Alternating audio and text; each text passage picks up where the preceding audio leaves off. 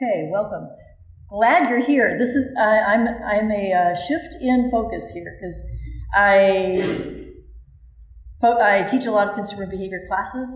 I teach a lot of other stuff as well. I've been teaching related to sustainable business for as long as I have been able to. This is my 10th year at Seattle University, but I've taught with some other schools as well that focus on sustainable business that are up in the corner. I'm also serving on King County Solid Waste Advisory Committee and the Responsible Recycling Task Force that's going on now between Seattle and King County. So I have deep interest in sustainable business in general, and also in linking that to how we think about marketing and consumers and consumer psychology. So that's what I'll be focusing on today.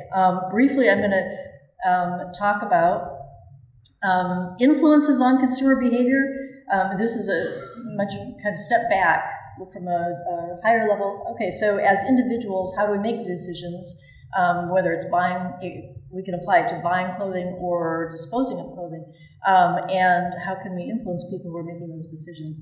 We'll also look at the decision-making processes themselves, because we all know we make different kinds of decisions depending on the situation and how much we care and how involved we are and how we might think about getting people more engaged.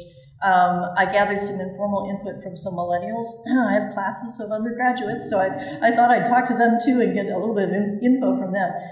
Also, since they get a lot of press attention these days, and when you think fashion, that age group kind of fits. So, and then I've highlighted some trends that I've seen happening in the industry, many of which have already been touched on. Okay, first of all, influences on consumer behavior. There's a whole lot. This is one of the slides I showed my undergraduate students and say, people are complicated. Understanding any one individual consumer decision is hard because all these different influences are at work all the time. And so I thought I'd just sort of walk through the different categories of influences, but ask you to think about, maybe think about your last clothing purchase that you made. Or consider your target audience for a message related to buying or disposing of clothing, and think about how these different aspects may be at work on yourself or on your target audience. First, cultures and subcultures. Here we're looking pretty big level, so the culture that we're all immersed in that focuses so much on consumption, we know. But there's a lot of subcultures as well. Subcultures that you may belong to, maybe you're trying to express your goth sensibility in that subculture, or the center K-pop, huge influence right now of Korean culture and entertainment and fashion, or hip-hop influences on culture and fashion as well, represented here. We can think about the dominant messages that people are getting from the culture in which we're immersed, but also various subculture groups that they may be part of. Social influences. And that used to be the small picture on the bottom left, people talking to people directly face to face. And it still does include that, but now it has broadened, of course, to include all the different ways that we can be in touch with each other by various electronic means. In terms of fashion and sort of dominant culture, we see huge impacts of Instagram. If we're not following that, we need to be following it. Blogs, the Going Shopping blog, just as an example of one of many blogs.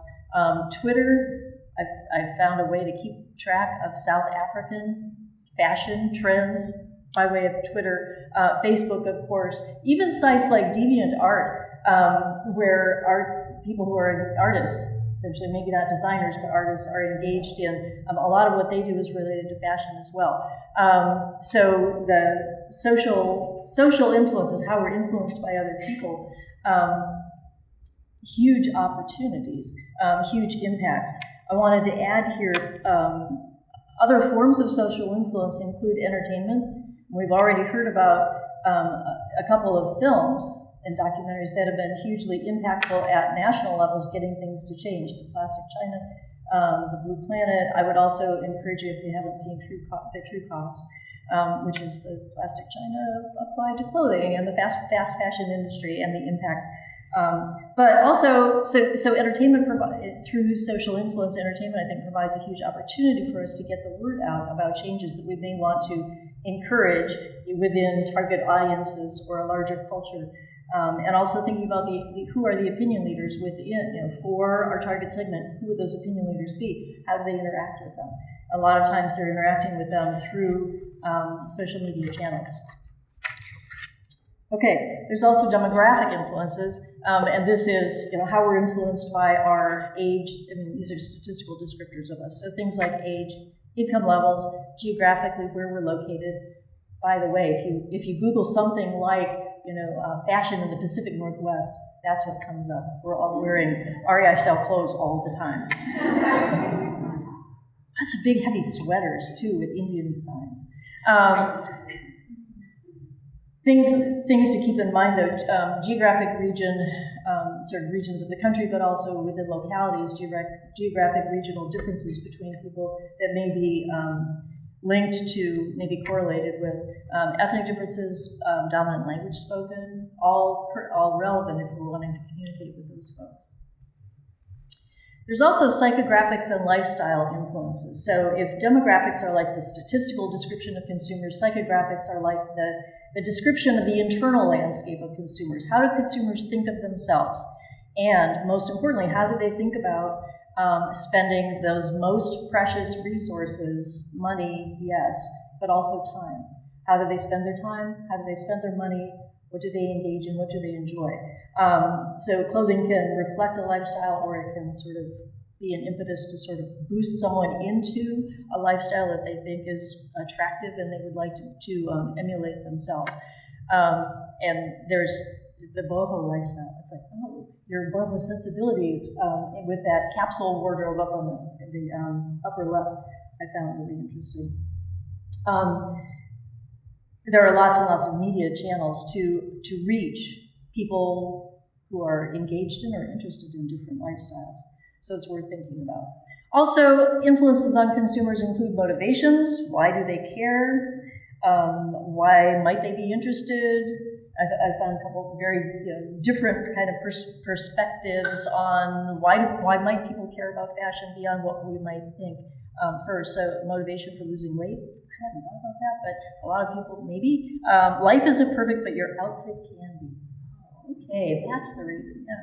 Make up for the rest of our days, which might not be so easy. Perceptions, how we understand what's attractive. I mean, I thought it was really appropriate to thinking about fashion when we think about what's beautiful or what's attractive. And here that intersects with cultural differences. It's a lot different here than other parts of the world in terms of describing what's okay. And of course, different laws even in different parts of the world about what fashion models are allowed to look like in depicting images of beauty. And then also influences at the individual consumer level. We can think about what beliefs did we hold about maybe that last clothing purchase that we made? Did we have ideas about it? Or about what it was going to do for us, or what it was going to do in the face of other people. Attitudes, what do we like and dislike? Maybe those attitudes are fairly deeply held, or maybe they're more transient. And clearly there's different attitudes culturally that we're dealing with right now about androgynous clothing and plus-sized fashion, but also ideas about used, about not new, about sort of reused, upcycled, vintage sorts of clothing ideas as well. And then situation, the last of these many categories. Maybe there was a specific purchase situation you were in that led you to buy that last piece of clothing. Maybe you were with someone who encouraged you to buy it. Maybe there was a salesperson, or it was featured in a store, or maybe you bought the clothing for a specific situation, and maybe you did that in person, or maybe you had a box sent to you with a suggested set of outfits for a specific kind of situation. I ran across this picture, it was from an Australian site, that talked about different work clothing for different kinds of work situations. So even if we think about a work situation and what might be appropriate to wear, that varies immensely too. Okay, so there's a lot. All those things are happening simultaneously. and kind of very challenging to try and separate the impacts up. But I think it's worthwhile thinking about the target segment that we're dealing with and what might be ways of understanding the kinds of influences that are at work on them at any time. And then we can think about the decisions. So when we're making decisions, how do we choose among all of those, all of the many increasing options out there that we're faced with? I'm going to talk really briefly. You're going to get the slides, so I'm blasting through them, and then you can refer to them later if you need. I'm going to talk about 3 basic frameworks, nothing more useful than a really helpful framework, right? 3 basic frameworks about decisions, the first of which is the most complicated one. Okay, so once again, think about that last purchase that you yourself made and see, did you go through this kind of process?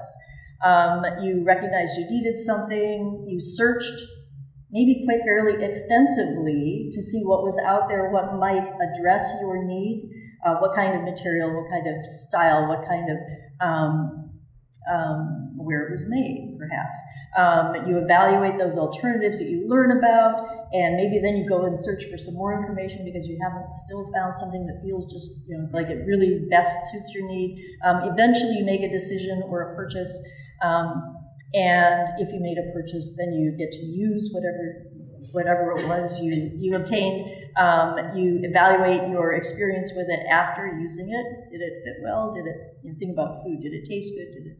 And then at the end, we get rid of, figure out how to get rid of anything that we're left with that we no longer need. So this could be packaging in the immediate, or it could be the clothing itself in the long term once we no longer need it. We don't go through this kind of complicated, fairly cognitively involved kind of decision very often, so we don't do it all the time. We don't have the bandwidth to do it all the time, but the things that we care most about, we will be willing to put in the effort to go through this kind of high involvement, what we're calling a high involvement decision process. I wanted to take a brief detour and talk about the divestment stage. For a lot of decisions that we make, if we think even more broadly than clothing too, we're left with things, and as municipalities, we're figuring out how to help people figure out how to get rid of them. So now we've got this stuff. What do I do with it? I've got all these, plastic bags or weird light bulbs or clothing that doesn't have holes in it, but I don't want it anymore. What do we do with it? So that whole question of divestment gets really complicated from a consumer level. There's so many different things that you can do. This is a partial list of kind of some of the options. What can you do with stuff? If you could just hang on to it, like so many of us do with electronics, right? That drawer of old phones and cords, right? In most households, in so many households, we can just hang on to it. We can follow all sorts of different approaches. And for a lot of decisions, this may kick off a whole new decision process, sort of going back to okay, so now I need to get rid of this thing. What do I need to do about it? And in most cases, we're not typical if we're thinking about how to get rid of our stuff. Most people are not thinking about that. In most cases, people won't go through this sort of high involvement process to try and figure out what should I do with whatever it is that I need to get rid of. But there's so many options out there. The real key is understanding the involvement level of our consumer. Only for people who are highly involved will they go through that sort of high effort, cognitively extended process to gather information and think about things very carefully. And the next slide shows about, so what influences involvement? If somebody has previous experience, they're more knowledgeable, it may be easier for them to get more involved in it, to think more extensively about it. Interest level, it may be on a long-term basis. Maybe you've always been interested in waste, maybe, or always been interested in clothing, or maybe not. Maybe it's a situational thing, which is much more common for most of us. We get highly involved for a brief period when we have to make a decision, and then the involvement level drops down to its normally relatively low level. Risk, to the extent that the consumer perceives that there's some sort of risk involved with the decision that they're considering, then they're more likely to be more highly involved. So it could be risk to themselves, risk for other people. It could be social risk. How are other people going to think about me? It could be psychological risk, more internal. How do I think about myself? I call myself, an environmental-oriented person, and yet, I don't want to have to go through an extended process about how do I get rid of this stuff. Functional risk. How do things, is there a danger? If I dispose of it improperly, is there some sort of toxin that's going to be released or something like that? Maybe toxin into the environment. I've just seen lots of discussions online about microfibers from plastics and polyesters. So another way of encouraging involvement, this is something that we can do, is to try and encourage people to identify or to realize if there are dimensions of risk that might be active. The situation you're in affects involvement too. If we don't have time to go through an extended sort of process, then we can't. And social visibility, as I said, social impacts are huge. Most of the decisions that people make are not made under high involvement. We're really not that into most of our decisions. So what are some of the alternatives? A low involvement. Oftentimes we might find ourselves online or in a physical store. We've identified a need. We do a little bit of search. We make a choice and we try it out and see how we like it. So a low involvement decision process, really common, happens much more often than that high involvement process. Divestment may or may not be even a concern in this kind of situation when we're thinking about the decision. And then another kind of decision process is the repeat behavior process. We perform the same behavior again and again and again. We buy the same brand over and over, maybe. We throw away things the same way over and over. And we do it because it works well enough. We say, what did I do last time? That worked out okay, I'll do it again. And so we can be in this habit, repeat kind of process, because it's easy. We don't have to think about it, and we're satisfied, at least satisfied enough that it works okay for us. Those repeat decisions, and this is key, can be based on loyalty. Brand loyalty is like the golden fleece in marketing. We want customers to be loyal to our brand, and if they'll keep buying our brand over and over because they truly believe that it's the best, that's awesome. So that's like the goal for marketers.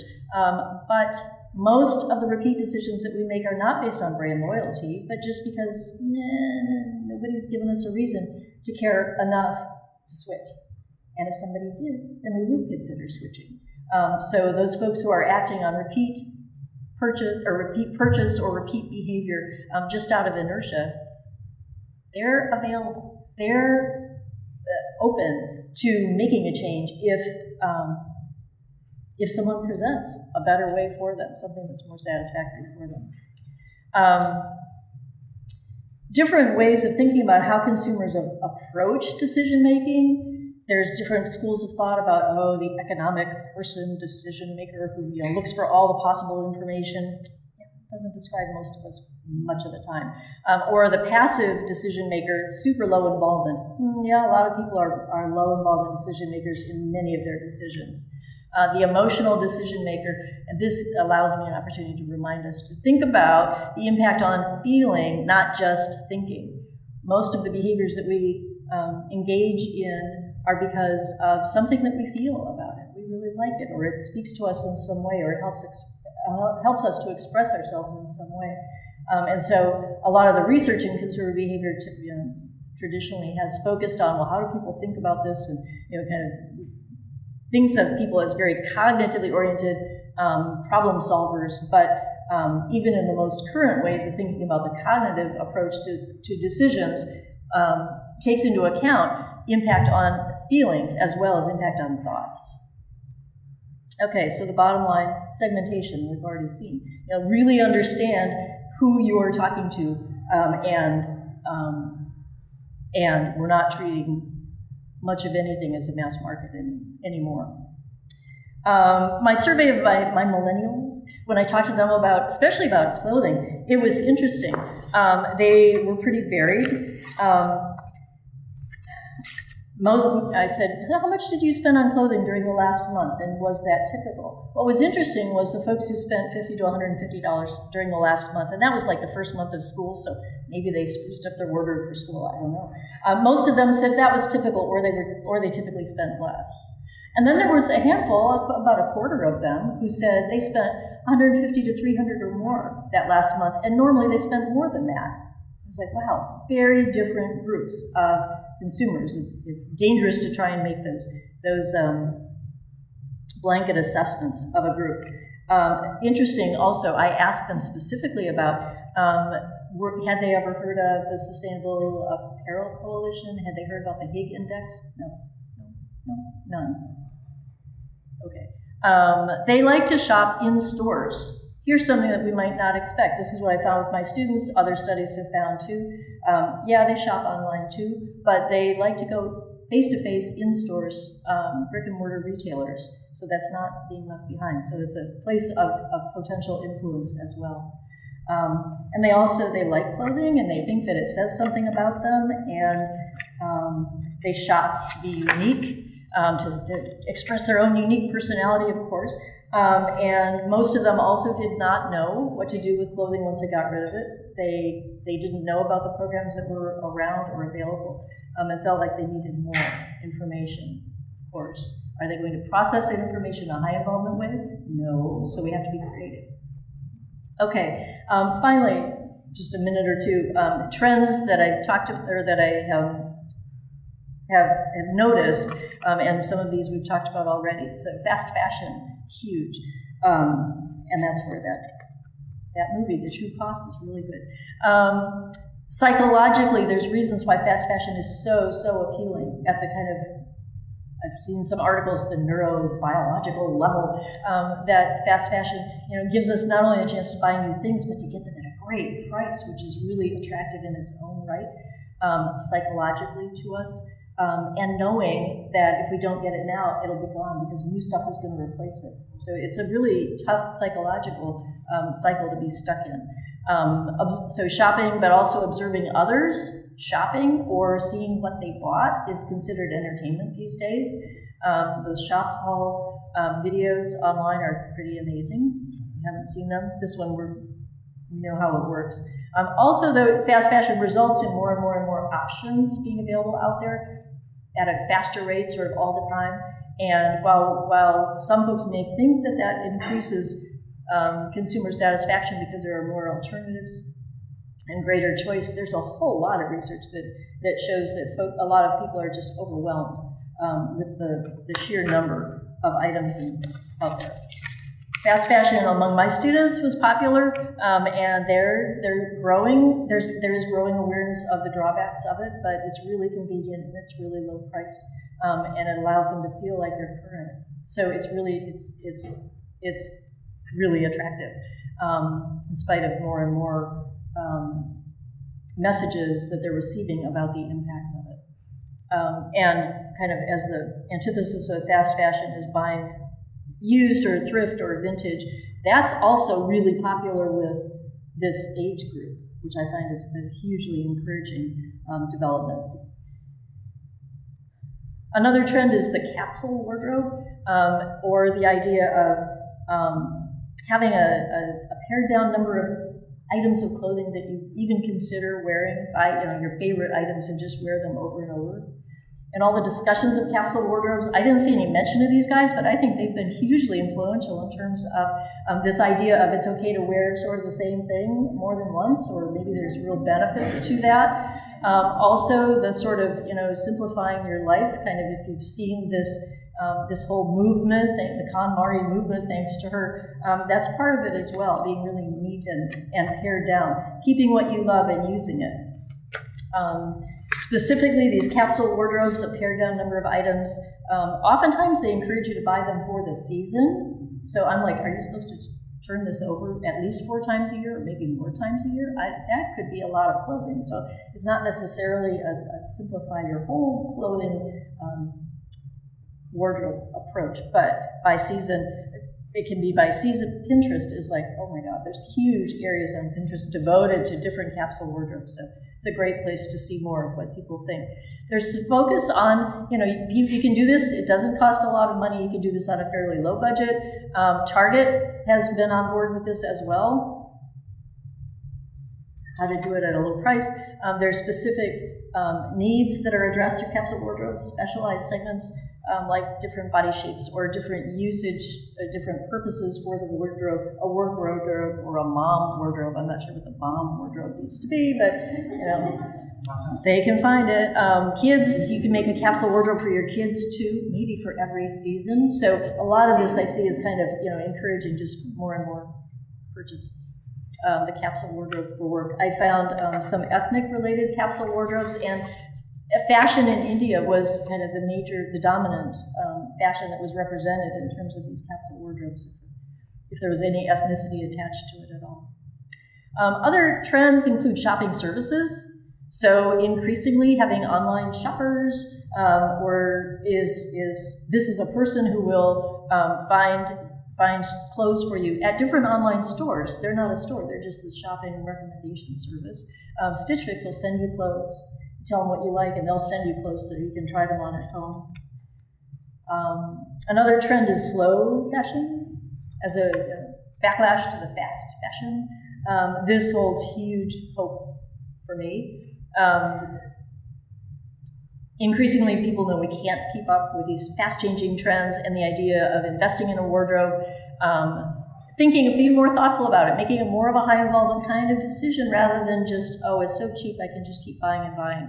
I really like this one. It encapsulates so many aspects of this slow fashion movement, including quality and certifications, giving people clues so that they understand the benefits, the social benefits, the fair trade benefits, the environmental benefits, perhaps, of anything they may be buying, but also looks at kind of uniqueness and treasuring things that have been out there for a while. We already seen about Patagonia and their impacts. I've got two more, and then I'm done. Three more. Really short, though. Renting is increasingly viewed as a really cool way to put together a wardrobe.